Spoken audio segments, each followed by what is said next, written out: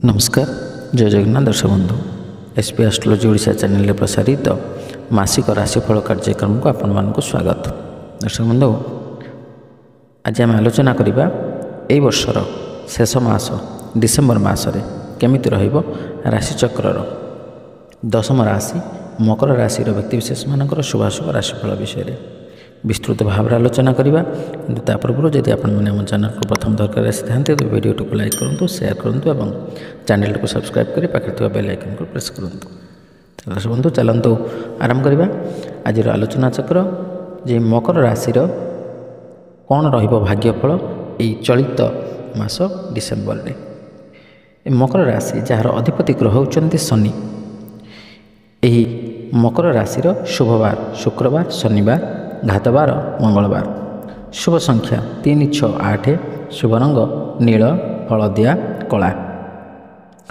ये मकर राशि व्यक्तिविशेष मानक कौन रोचरीय ग्रह स्थिति। वृष राशि बृहस्पति, कर्कट राशि मंगल, कन्या राशि केतु, बिछा राशि बुध, धनु राशि शुक्र, कुंभ राशि शनि और मीन राशि राहु अधिष्ठान करुछन्ति। एवं यही मासरे प्रमुख ग्रह मानकर स्थिति विषय जदि आम आलोचना करवा तेरे राहु स्थिति अनुकूल हेब एवं बृहस्पति पंचम घर अवस्थित रोचंती। प्रथम एवं द्वितीय घरर अधिपति भाव में शनि द्वितीय घरे अवस्थित होउछन्ति, जहाकू मध्यम धरणर अनुकूल कहुजाइपारे। केतु नवम घरे रहिबे जहाँ प्रतिकूल संकेत देउछि। मंगल संपर्क एवं शक्ति पाई दायी ग्रह। यही मासरे चतुर्थ तथा एकादश घरर प्रभु होई वक्र गति रे रहिबे, जोंथिपाई आपणको व्यक्तिगत जीवन एवं आर्थिक प्रगति रे उत्थान पतनर सम्मुखीन होबाकू पड़िबो। जीवनशैली एवं परिवार रे अनेक परिवर्तन देखाजिबो। यह व्यतीत आपणको जीवन रे विकास मध्यम गति रे होई पारे। एही मासरे कैरियर संबंधी ग्रह शनि आपणको पाई मध्यम धरणर अनुकूल होगाकू जाउछन्ति, जोंथिपाई आपणकर कार्यर चाप मध्य वृद्धि पाई पारे बा कर्मक्षेत्र में आप मध्यम धरणर उन्नति करेंगे। शनि स्थिति सूचाऊँगी जे एही मासरे आपणकर धैर्य और बुद्धि कैरियर विषय में परीक्षा होगाकू जाउछि। आपणकर वरिष्ठ मानक सहित संपर्क विषय में सावधान हेबा आवश्यक। केतुक स्थिति नवम घरे रहिबो, जोंथिपाई आपणकर आध्यात्मिक कार्यकलाप प्रति आग्रह बढ़िबो। मोट उपरे डिसेम्बर 2024 एही मास आपणक पई भल हेबाकू जाउछि। जदि आपण कोनोसी बड़ निष्पत्ति नेबाकू चाहुछन्ति तेबे एही मास यह आपणक अनुकूल हेबाकू जाउछि। तथापि आपणको एहीपरि किछि प्रतिकूल अवस्थारु दूरे रहिबाकू पड़िबो। दर्शक बंधु जो मुख्य ग्रह दुईटी विषय आम आलोचना करते सर्वदा जे कि होउछन्ति बृहस्पति और शनि। प्रथम जदि आम बृहस्पति कथा आलोचना करवा तेरे बृहस्पति होउछन्ति धन धान्यर कारक, विद्या बुद्धिर कारक, जस कीर्तिर कारक, आध्यात्मिकतावादीर कारक एवं समस्त प्रकार सकारात्मक दिगर अधिपति बा कारक होउछन्ति बृहस्पति। जेहेतु बृहस्पति होउछन्ति देवगुरु, तेणु गुरु सदा सर्वदा चाहती जे संसारर समस्त प्राणी बा समस्त व्यक्तिविशेष सदा सर्वदा सत पथरे जातु, सत कर्म करंतु, सत आचार करंतु। तेणु ए बृहस्पति गोचरीय स्थिति हिसाब से द्वितीय, पंचम, सप्तम, नवम एवं एकादश स्थान में शुभफल प्रदान करिथांती। आपणक राशि पाई वर्तमान बृहस्पति होउछन्ति पंचमस्थ। तेणु पंचम बृहस्पति निश्चित भाव में आपको आशानुरूप फल प्रदान करेंगे और अत्यंत शुभ फल प्रदान करेंगे। जो कारण जदि आपण कौनसी व्यवसाय वाणिज्य क्षेत्र में अछंती तेबे से व्यवसाय आप निश्चित भाव में उन्नति करेंगे। आपणकर आय वृद्धि पाइब, व्यय कमिब।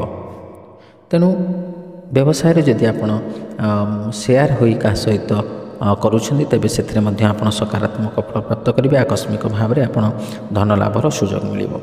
और जो मैंने शेयर मार्केट अर्थ विनियोग करुछन्ति सेमाने मध्य ए समय मध्य भल आय करेंगे और आपणकर शेयर गुड़िक निश्चित भाव में उत्तरोत्तर उन्नति करिब एवं शीर्ष रे पहुँचब।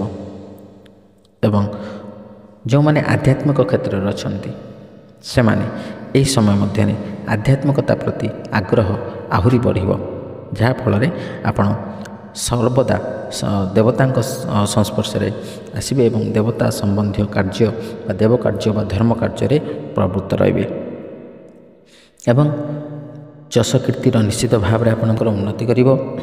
ଯେଉଁମାନେ ଅଧ୍ୟୟନ କ୍ଷେତ୍ରରେ ଅଛନ୍ତି, ପାଠପଢ଼ା କ୍ଷେତ୍ରରେ ଅଛନ୍ତି, ଯେଉଁ ବିଦ୍ୟାର୍ଥୀମାନେ, ସେମାନେ ଏହି ସମୟ ମଧ୍ୟରେ ନିଶ୍ଚିତ ଭାବରେ ବିଦ୍ୟାର ଉନ୍ନତି ଘଟିବ ସେମାନଙ୍କର ଏବଂ ପାଠପଢ଼ାରେ ଉନ୍ନତି କରିବେ, ଆଗ୍ରହ ମଧ୍ୟ ବଢ଼ିବ ଏବଂ ସେମାନଙ୍କର ଯେକୌଣସି ଯଦି କୌଣସି ପରୀକ୍ଷା ଥାଏ ସେଥିରେ ମଧ୍ୟ ଆଶାନୁରୂପ ଫଳ ପ୍ରାପ୍ତ କରିବେ ଏବଂ ଆପଣଙ୍କର ସମସ୍ତ ଦିଗରୁ ଆପଣ ପରିଶ୍ରମ ଅନୁସାରେ ଫଳ ପ୍ରାପ୍ତ କରିବେ।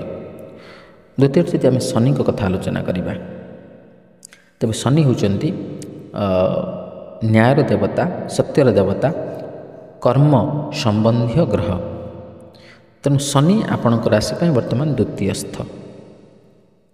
ଶନି ଗୋଚରୀୟ ସ୍ଥିତି ଅନୁସାରେ ତୃତୀୟ, ଷଷ୍ଠ, ଦଶମ ଏବଂ ଏକାଦଶ ସ୍ଥାନରେ ଶୁଭଫଳ ପ୍ରଦାନ କରିଥାନ୍ତି। ତେଣୁ ଶନି ଯେହେତୁ ଆପଣଙ୍କ ରାଶି ପାଇଁ ବର୍ତ୍ତମାନ ଦ୍ୱିତୀୟସ୍ଥ, ତେଣୁ ଶନିଙ୍କ ସମ୍ବନ୍ଧୀୟ ସମସ୍ତ କାର୍ଯ୍ୟରେ ପ୍ରାୟତଃ ଆପଣ ମଧ୍ୟମ ଧରଣର ଫଳ ପ୍ରାପ୍ତ କରିବେ। ଯଦି ଆପଣ କର୍ମକ୍ଷେତ୍ରରେ ଅଛନ୍ତି ତେବେ ସେ କର୍ମକ୍ଷେତ୍ରରେ ଆପଣଙ୍କର କାର୍ଯ୍ୟଦକ୍ଷତାକୁ 100% ଗ୍ରହଣ ନ କଲେ ମଧ୍ୟ ଆପଣଙ୍କର ସେ କାର୍ଯ୍ୟଦକ୍ଷତାକୁ ଉଚ୍ଚପଦସ୍ଥ କର୍ମଚାରୀମାନେ ଏବଂ ଉପର ଅଫିସରମାନେ ଆପଣଙ୍କୁ ସାମାନ୍ୟ ରୂପରେ ଗ୍ରହଣ କରିବେ ଏବଂ ଯେଉଁଥିପାଇଁ ଆପଣ ସଦାସର୍ବଦା ସେମାନଙ୍କ ଦ୍ୱାରା ପ୍ରଶଂସିତ ହେବା ସ୍ଥାନରେ ଆପଣ କମ୍ ମାତ୍ରାରେ ସେମାନଙ୍କ ଠାରୁ ପ୍ରଶଂସା ପାଇବେ ଏବଂ କାର୍ଯ୍ୟକ୍ଷେତ୍ରରେ ଆପଣଙ୍କର ଉନ୍ନତି ଘଟିବ ନାହିଁ। ଯଦି ପଦୋନ୍ନତି ହେବାରେ ଥାଏ ତାହେଲେ ସେଥିରେ ମଧ୍ୟ ଆପଣଙ୍କର ବିଳମ୍ବ ଘଟିବ ଏବଂ ଯେଉଁମାନେ ନୂତନ ଭାବରେ କର୍ମପ୍ରାପ୍ତି ପାଇଁ ଆବେଦନ କରୁଛନ୍ତି ସେମାନଙ୍କ ପାଇଁ ଏ ସମୟ ଅନୁକୂଳ ନୁହେଁ। ତେଣୁ ସେମାନେ ଧୈର୍ଯ୍ୟର ସହିତ ଅପେକ୍ଷା କରନ୍ତୁ ଏବଂ ସେମାନେ ପ୍ରଚେଷ୍ଟା ଜାରି ରଖନ୍ତୁ, ନିଶ୍ଚିତ ଭାବରେ ସଫଳତା ପାଇବେ। ଦର୍ଶକ ବନ୍ଧୁ, ଆଜି ତ ଆମେ ଆଲୋଚନା କଲେ ବିସ୍ତୃତ ଭାବରେ ଯେଉଁ ଅଶୁଭ ଫଳ କଥା ଆମେ ଆଲୋଚନା କଲେ, ସେ ଅଶୁଭ ଫଳକୁ ପରିତ୍ୟାଗ କରି ଶୁଭ ଫଳ ପ୍ରାପ୍ତ କରିବା ନିମନ୍ତେ ଆମେ କେତେଗୁଡ଼ିଏ ପ୍ରତିକାର ବିଷୟରେ ଆମେ ମଧ୍ୟ ଆଲୋଚନା କରିବା। ସେ ପ୍ରତିକାର ଗୁଡ଼ିକ ହେଉଛି, ଆପଣ ପ୍ରତ୍ୟେକ ଦିନ ସ୍ନାନ ପରେ ହନୁମାନ ଚାଳିଶା ପାଠ କରନ୍ତୁ। ମଙ୍ଗଳବାର ଏବଂ ଶନିବାର ଆପଣ ହନୁମାନଙ୍କ ଦର୍ଶନ କରନ୍ତୁ, ରାଶି ତେଲର ଦୀପଟିଏ ଅର୍ପଣ କରନ୍ତୁ ଏବଂ ଆପଣ ଶନିବାରରେ ମାତା ଦକ୍ଷିଣକାଳୀଙ୍କୁ ଦର୍ଶନ କରନ୍ତୁ, ଦକ୍ଷିଣକାଳୀଙ୍କୁ ସାମାନ୍ୟ ପୂଜା ଅର୍ଚ୍ଚନା କରନ୍ତୁ ଏବଂ ତାଙ୍କର ସ୍ତୋତ୍ର ମଧ୍ୟ ଆପଣ ପାଠ କରିପାରିବେ ଏବଂ ପ୍ରତିଦିନ ଆପଣ 108 ଥର ହେଉ କିମ୍ବା 54 ଥର ହେଉ କିମ୍ବା 27 ଥର ହେଉ ଓମ୍ ହନୁମତେ ନମଃ ଏ ମନ୍ତ୍ରକୁ ମଧ୍ୟ ଆପଣ ଜପ କରିପାରିବେ। ଦର୍ଶକ ବନ୍ଧୁ, ଏହି ପ୍ରତିକାର ଗୁଡ଼ିକ କରିବା ଦ୍ୱାରା ନିଶ୍ଚିତ ଭାବରେ ଆପଣ ଅଶୁଭ ଫଳକୁ ପରିତ୍ୟାଗ କରି ଶୁଭ ଫଳ ପ୍ରାପ୍ତ କରିପାରିବେ। ଆଶା କରେ ଭିଡ଼ିଓଟି ଭଲ ଲାଗିଥିବ। ଯଦି ଭଲ ଲାଗିଛି ତେବେ ଭିଡ଼ିଓଟିକୁ ଲାଇକ୍ କରନ୍ତୁ, ସେୟାର କରନ୍ତୁ ଏବଂ ଆପଣଙ୍କର ସୁଚିନ୍ତିତ ମତାମତ ଦେବାକୁ ଜମା ଭୁଲନ୍ତୁନି। ଆଜି ପାଇଁ ବିଦାୟ ଦିଅନ୍ତୁ। ରହିଲି, ନମସ୍କାର, ଜୟ ଜଗନ୍ନାଥ।